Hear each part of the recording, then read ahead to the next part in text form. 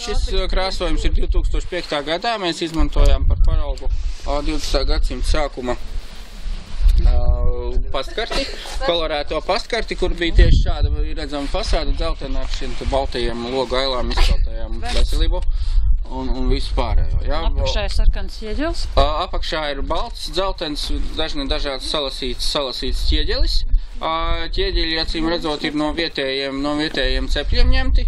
Māja ir dīvaina, kā jūs labi redzat, jo ir ļoti augsti pamati, kas šeit it kā nebūtu aktuāli, tāpēc, ka mēs stāvam uz dolomīta klīns, kas ir šī vietā apmēram 7 metri virs līmeņa. Nekad nav bijis tā, ka plūdi varētu uzkāpt līdz Odolas salai līdz augšā. Secinājums tāds, ka tie milzīgie pamati ir tādi, ka bija paredzēts vēl papildus stāvi augšā, kas netika uzbūvēti. Jo mužnieki šeit pastāvīgi nedzīvoja, te bija viņiem tāda vasarnīcas tipa rezidents, kur varbūt iebrauc uz kaut kādu brīdi, te bija uz vietas pārvaldnieks latviešu tautības ar skaistu uzvārdu Killers. Tas ir 20. gadsimta sākuma adresu grāmatās, Rīgas apriņķa adresu grāmatās, viņi visi te ir nofiksēti. Muiža sākas principā ar 17.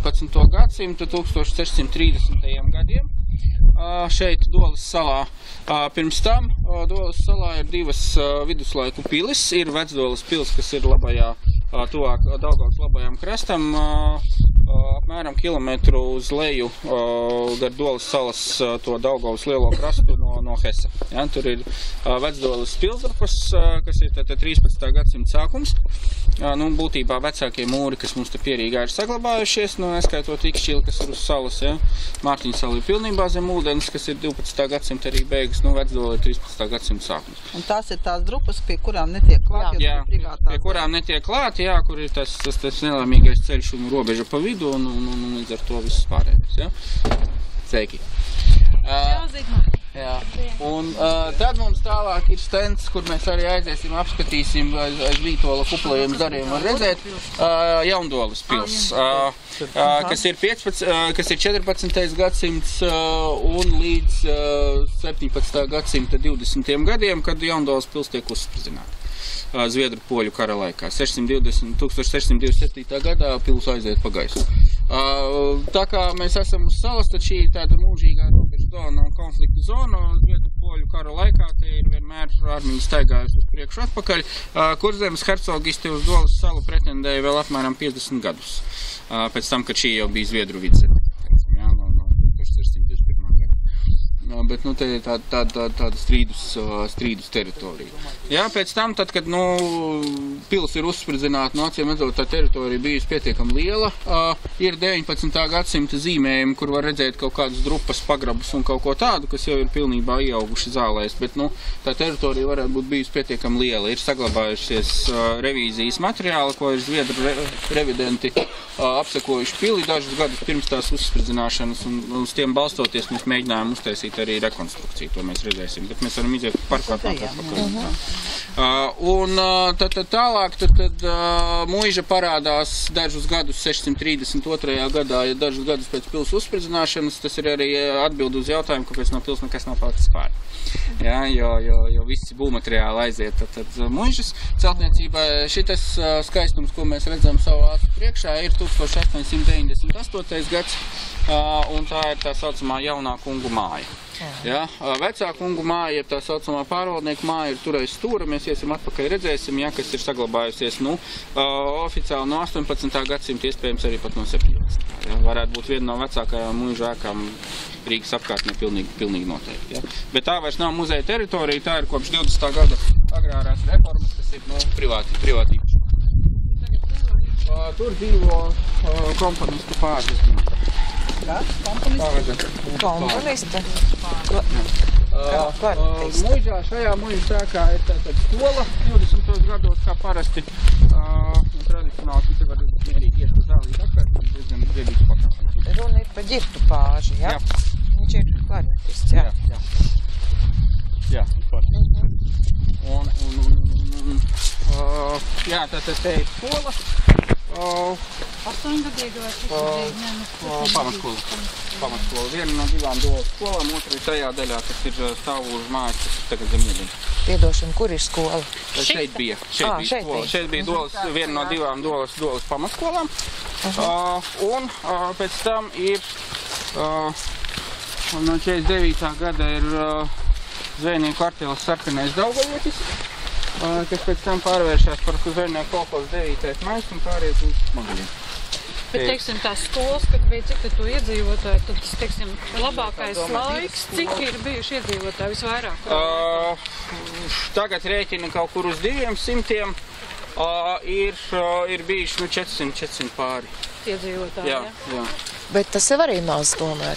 Bet te ir mežaina smilšaina augsne, teiksim, nekāda liela lauksaimniecība ar to visu šeit neiznāk, kamēr ir baļā Daugava un kamēr var zvejot, tas mēs, protams, tā visu tā ekonomiski cēlās pāri Daugavai.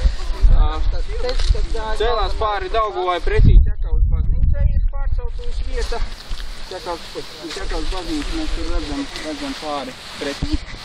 Kā es teicu, tad Dolas pagasta viss vēsturiskais centrs ir tur. Tur ir baznīca, tur ir krogs, tur ir kapi. Vairāk bija sakarties Dolas salai ar to. Jo šī sala būtībā ir Ķekavas nomala. Jā, Dolas pagasta bijušā nomala, tā kā šeit ir muižas, tad, protams, te uz vietas dzīve arī ir, bet, tas nav centrs. Tad, kad Zviedri atņēma to Dolas salu, tad atkal vairāk ar to krasts. Jā, te bija arī pāri pretī tā Vidzemes daļa drusku iegājusi.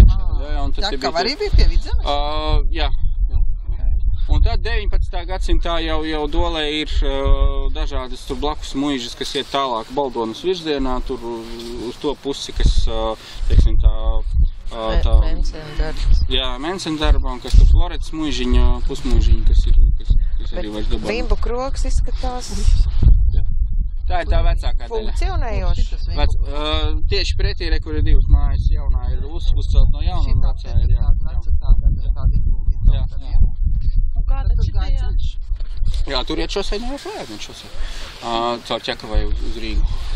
Kur tad sanāk tās Vīķis mājas bija te apludināti? Tā, Vīķis mājas ir, jā, kartas var redzēt.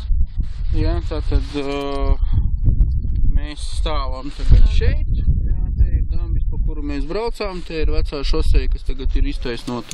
Mēs braucām tā riņķī apkārt, apkārt dambim te iekšā un tad tālāk uz šajien.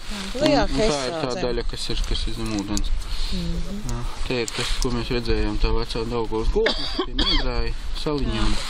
Taču tā ir tā Nolpes. Tā ir Nolpe, jā. Un tā ir tagad tā zīme. Te viņš neprecīzi, tas dambis iet nevis te, bet viņš iet, teiksim, tā ir Nolpe gar malu, jo te bēra tā salām. Tā ir Mārtiņa sala. Tā ir salas, tas ir salas pilsākums. Jā. Te bija baznīca un pils, un te bija divas Tad iznāk, ka tā Dolas sala vēl ir bijusi. Jā, viss lielais. 3 kilometri vairāk. Jā, viņi bija 9 kilometri gara, tagad ir palikuši 4,5, tad rēķina. Es nezināju, ka viņi pat līdz Mārtiņa salā ir gara. Jā, jo te uz stūri ir palikušas salas baznīcas drupas, jā. Un tur, kur sākās viss tā lielā kabata, milzīgā ūdenskrātuvē, tā bijusi Dolas sala. Te ir platums 4 Mārtiņa sala, kilometri. Nolpes sala, Zirņu sala, Dolas sala, 4 statās. Jā. Dola, Zirņi, Mārtiņa sala šeit, Nolpe ir šeit, te bija Nolpes krogs. Nolpe, te bija krogs virsū plosniekiem. Jo plostu ceļš gāja pa Nolpe. Īsto Daugavu. Pa lielo ceļu Daugavu pa šito pusi. Te bija krāts tur. Sausā un tā arī paliek. Jā, Sausā Daugava ir nosaukums no 18. gadsimta, ka viņi te mēģināja kaut kur aizbērt, jā. Bet viņi funkcionēja līdz tam brīdim, kad uzcelkās. Mēģināja aizbērt. No tā ir tas nosaukums. Jā, no tā ir tas nosaukums. Viņi 18. gadsimta beigās regulētu, lai te būtu vairāk ūdens tam plostu ceļam, jā. Tad viņi te mēģināja aizbērt, bet Daugava viņi pārāva pāri vairākas reizes un tā. Un tas zivju ceļš bija paredzēts kādreiz šī pusē, bet, gala rezultātā viņi arī nav. Jā. 90. gados bija visāds idejas, jo te ir uz Dolas salā palikuši karjeri, no kurienes ņēma smiltis tam uzvērumam, riņķī apkārt. Un šitā daļa arī viss ir norakta būtībā. Un tā kontūra ir saglabājusies, bet te apakšā ir milzīgas bedres zem ūdens, jā, te viss ir izrakts. izbraukt ārā ar zemes Tu jau sūcējumu. arī, ka brauc tur pa kreisi, tur arī tā riktīgi, jo tagad koku sāgu. Jā. Un tā bija doma 90. gadu sākumā, ka taisīt mākslīgā slaloma trasi, palaist ūdeni pa kanālu caur tiem vecajiem karjeriem, jā, un tad uztaisīt tādu mākslīgu upīti, kas ieiet iekšā. Tur un tad izmantot viņu gan zivju ceļam. Nu, tāpēc, ka mainījās, nu kā bija reprivatizācija, jā, jo tas projekts parādījās kaut kādā 89. 90. gadā, un tad tur vēl kaut ko mēģinājām 2000. gadu, bet nekas tur īsti neiznāca, jo tur ir privātās zemes un tā. Nu, kā tā lejā liepa ir šitā. Ne, bet kā viņa aug, labi aug. Nu, tas ko? Sāremā, man liekas, mūsējies. Sāremā Tur tas odzoliņš ir galīgi nabaga. Un lejā ir dolomīts, var nokāpt apakšā un paskatīt. Tur ir tas atsegums. Jā. Vispār, godīgi sakot, es tur nekad neesmu lejā nokāpis. Nokāpiet lejā, es pagaidīšu.